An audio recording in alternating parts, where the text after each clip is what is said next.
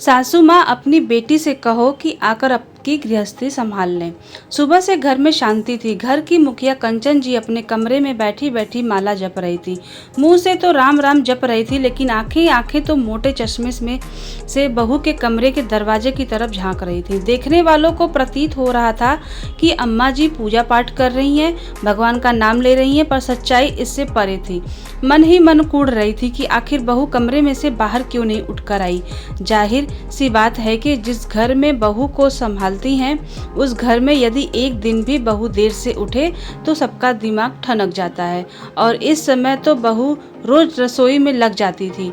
जैसे ही अम्मा जी अपनी पूजा पाठ खत्म करती थी, बहू उनके सामने नाश्ता और चाय हाजिर कर देती थी। पर आज तो उसकी उम्मीद बिल्कुल भी नहीं थी, क्योंकि बहू उठकर रसोई में अभी तक आई नहीं थी। पता नहीं, शायद कल की बात मन पर लगाकर बैठ गई। हाय राम, अगर ऐसा हो गया तो मेरा इस घर से तो पत्ता ही कट जाएगा।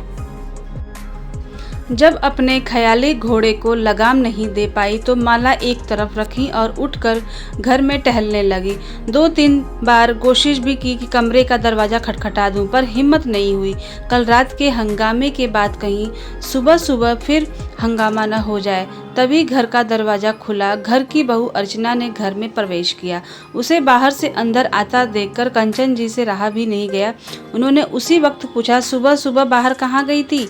अर्चना में एक नज़र उन पर डाली। उसका उन्हें कोई जवाब देने का बिल्कुल भी मूड नहीं था, पर फिर भी बोली, मम्मी के ये पास गई थी। इतनी सुबह सुबह अपने मायके जाने की क्या ज़रूरत पड़ गई? 2 कॉलोनी छोड़कर ही मायका है, तो इसका मतलब यह नहीं कि जब मुंह उठाकर चल दिए, वो भी मुझसे बिना पूछे। मेरा बेटा यहाँ नहीं है तो क्या हुआ, अभी तो मैं घर में बैठी हुई हूँ, कंचन जी ने तुनकते हुए कहा। तो अर्चना ने जवाब दिया, इस घर में वैसे भी हर काम बिना पूछे ही होते हैं, तो मुझे लगा मुझे भी आपसे पूछने की ज़रूरत नहीं है। ऐसा कहकर अर्चना अपने कमरे में चली गई। कंचन जी का मुंह फूल गया और वो अपने कमरे में आकर बैठ गई। लेकिन जब काफ़ी देर हो गई और अर्चना अपने कमरे के बाहर नहीं निकली तो अम्मा जी खुद ही रसोई में चाय बनाने चली गई। बर्तनों को जानबूझकर जोर जोर से पटकती हुई चाय बनाने लगी कि अर्चना को भी आवाज़ सुनाई दे कि वो रसोई में काम कर रही हैं। चाय पूरी बन गई, लेकिन अर्चना बाहर निकलकर नहीं आई। इधर अर्चना अपने कमरे में अपना सामान पैक कर रही थी। सामान पैक करते करते उसे अभी भी यकीन नहीं हो रहा था कि उसकी सास ऐसा कर सकती है। दरअसल कल शाम को कंचन जी अर्चना के साथ बाजार गई थी। वहीं कंचन जी की पायल साड़ी में उलझकर टूट गई। पास ही पहचान वाले सुनार की दुकान थी, वहां वो पायल को सही कराने के लिए गई। दुकानदार अंकल ने अचानक पूछ लिया, अब कैसी हालत है पिंकी की सास की? उसके इस सवाल से कंचन जी और अर्चना हैरान रह गई।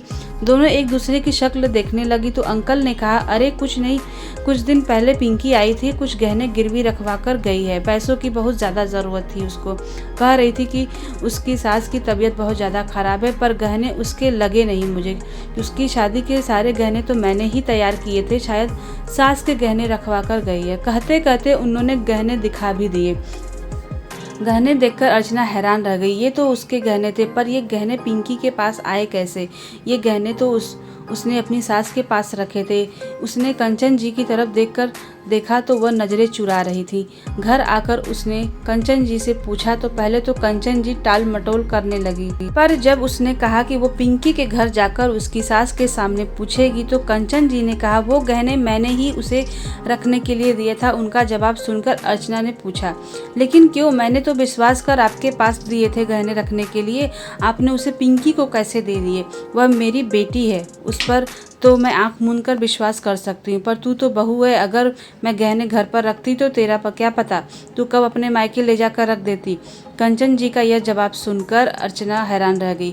उसे यकीन ही नहीं हुआ कि बेटी ही नहीं, माँ भी धोखेबाज है और दोनों माँ बेटी मिलकर उसे धोखा दे रही थी। ये सब याद करते करते अर्चना का मन नफरत से भर उठा और वो फटाफट अपना सामान पैक करने लगी। थोड़ी देर बाद अर्चना अपने बैग के साथ बाहर निकली। उसके हाथ में बैग देखकर कंचन जी बोली, कहाँ जा रही है अपने सामान के साथ? अपने मायके जा रही हूँ और वहीं से कल की ट्रेन से अमन जी के पास चली जाऊंगी। भाई से कहकर टिकट अभी सुबह सुबह ही बनवा लिया है। ऐसे कैसे चली जाएगी? मैं तेरी सास हूँ, जब तक इजाज़त नहीं दूंगी तब तक तू अमन के पास कैसे जा सकती है? और यहाँ घर कौन संभालेगा? अम्मा जी, आपकी बेटी को कह दीजिए, वो घर आकर संभाल लेगी। वैसे भी आपको बहू की ज़रूरत है कहाँ? मुझ पर तो आपको रत्ती भर विश्वास नहीं है। मेरे घर में रहते आपको इतना डर लगता है कि आपने मेरे और आपके सभी गहने अपनी बेटी के पास रखवा दिए। फिर भला मेरी क्या ज़रूरत? मैं आपके डर को दूर ही तो कर रही हूँ। इतने में ससुर जी भी बाहर से आ गए। उनके हाथ में एक बैग था। उन्हें देखते ही कंचन जी बोली, देख लो अब की बहू की हरकतें, सुबह सुबह बैग पैक करके अपने मायके जा रही है।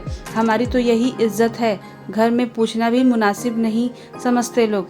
बहू तुमसे पूछ कर करेगी भी क्या? तुमने पूछने लायक स्थिति रखी है क्या? शुक्र करो कि चुपचाप अपने पति के पास जा रही है, ज़्यादा हंगामा नहीं कर रही है।